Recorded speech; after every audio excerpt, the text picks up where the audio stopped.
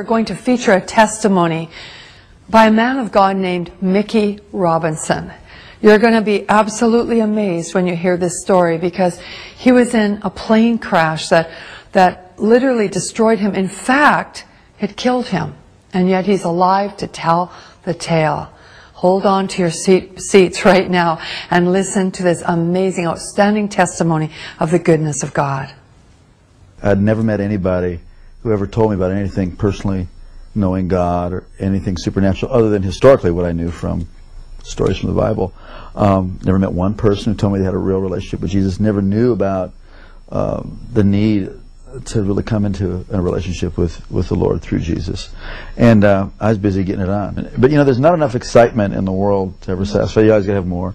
And I like stuff that was edgy, you know, skiing, and I always liked aviation stuff. And so I started taking flying lessons. Then I thought it'd be more fun jumping out of airplanes. So I became a sport parachutist, and that really got me. I mean, I became obsessed with skydiving. It really consumed my life. My existence revolved around that 30 to 60 seconds in free fall and that 5-minute parachute ride. Then I had to do it again. It's like like a drug, you know. It's almost good. Like an addiction. Oh, totally. And then all of a sudden, one night, all that was going to change. Shortly after takeoff, I don't really recall much because I was kind of dozing off, sitting next to the pilot, actually sitting on the floor next to the pilot where we moved the seats in this new aircraft.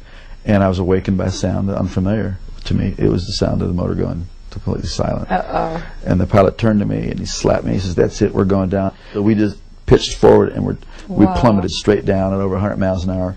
And what was seen out of the cockpit, and this was told to me, I don't recall this, but we were going straight to the ground and we're headed right towards a gigantic oak tree. We did hit that tree going, like I said, over 100 miles an hour, and my face stopped my body going 100 miles an hour. So then the airplane cartwheeled on its wings and slammed into the ground. If you see pictures of the aircraft, it doesn't look like anybody could survive this. So there was obviously injury and confusion, and the two students got pushed out the doorway and by one of my friends who was a very experienced jumper, and the fourth man out saw me moving, and the pilot assumed we were leaving too, and just as he was going out, the plane went up in flames, and as he was running away, he heard screaming and realized I was trapped inside along with the pilot.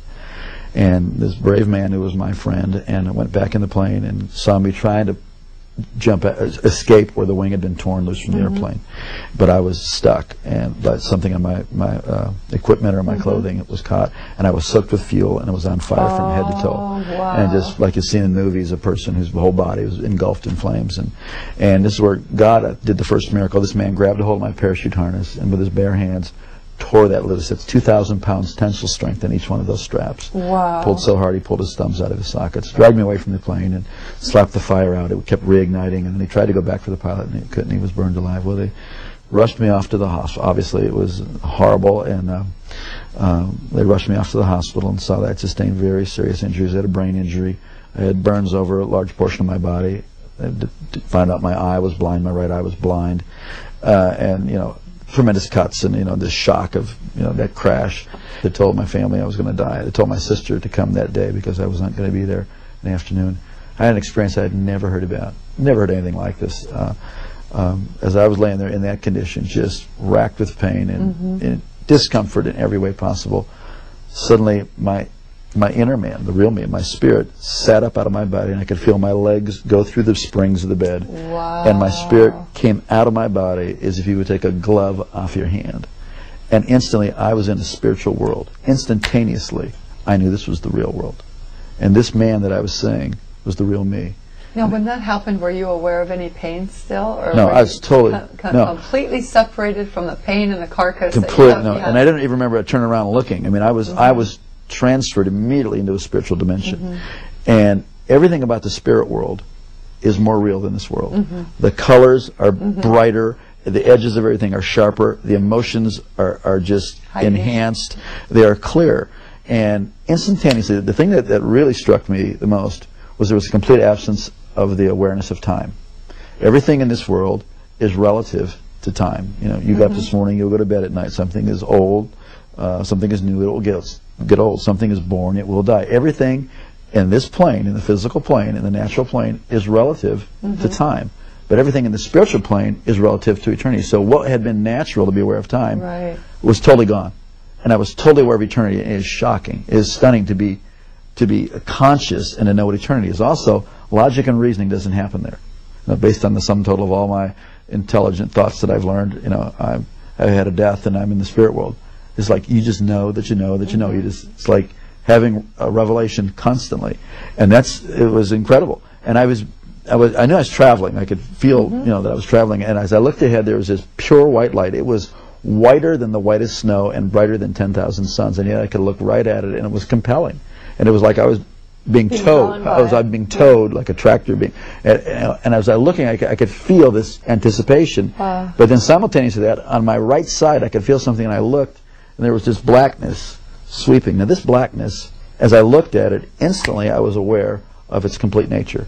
It was eternal, like I was experiencing eternity. It was without any matter. It was without any life. It was void, and it was forever non-negotiable, cut off from the source of all life. And the more that I looked at it, the faster it would sweep, and the more that occurred, the more intense the feeling of the nature of being cut off and sealed forever and separated. It is horrific. You would not. I used to never be able to stand to be near anybody who could say go to hell after that, because you wouldn't want the worst person. You wouldn't want Adolf Hitler, Bin Laden, Saddam. You wouldn't want any human being to ever go in there. It was so horrible. And as that was sweeping, it got down to, it was eclipsing this light. So there was just it was like you're in a room and you close the door, a dark room, and there's a little space between the door and the door jamb. It wasn't a doorway. It was really, this was a real place that I was seeing and that I was feeling. And as it was closing, it was eclipsing, and now I'm standing on the very edge, the precipice of eternal separation. And I scream out of my spirit, I'm sorry, I want to live.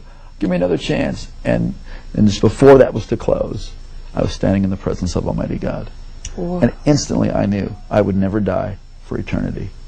And that's mercy. It's unbelievable. Wow. And instantly I knew that this being who was off on this side of me, who I didn't see, but I was standing in this river of golden radiation. It looked like a moving river of golden light. And this river went that way, it went that way, it was underneath me, it was going right through me. And this river was alive. I don't know how to describe it, except that this called the river of life. This river was alive, and it's going right through me, and I'm more alive than anybody can imagine. I mean, this is the height of the experience of life. It filled up with life, and somehow I knew this being was going to take care of me for eternity. I didn't see the New Jerusalem. I didn't see any angels in heaven. I didn't see any people who had gone before me. This was the max. So I was so filled with just the love and all of God's majesty, all of His authority, all of His love, everything was just flowing through me. I was like vibrating like a tuning fork, the very essence of God's nature. But when God spoke to me, and not in a language like you and I are talking now, but the knowledge of His purpose, the word of His purpose, came in through that same light. And I was taken back to the same way I left, sort of like being reeled in like a kite, and I went down through space and time, this dimension.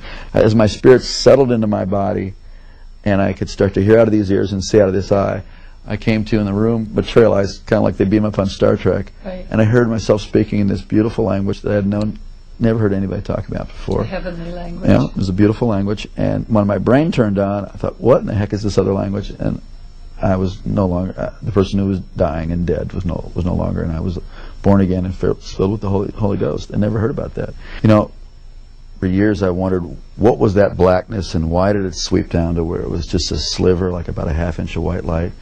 And years later, God revealed it to me. It was really a historical record of my life. That for all the years that I had lived, I was in darkness, and God gave me a space to cry out to Him. And in that space, it changed my future, my destiny, my whole purpose. God loved me the whole time. God was with me. But, you know, please don't wait until you're that desperate. We're desperate right now, and He's with you, and you have a chance today to cry out to God. It's not complicated. It's not religious. I mean, certainly my prayer wasn't all that complicated, and it wasn't about religion. It was about, I needed life, and there is no one of us before God that doesn't need the whole life that He has to offer. It's usually fear that keeps us from doing that. Or like we're afraid, well, I'm not good enough. That's the whole deal. We need God.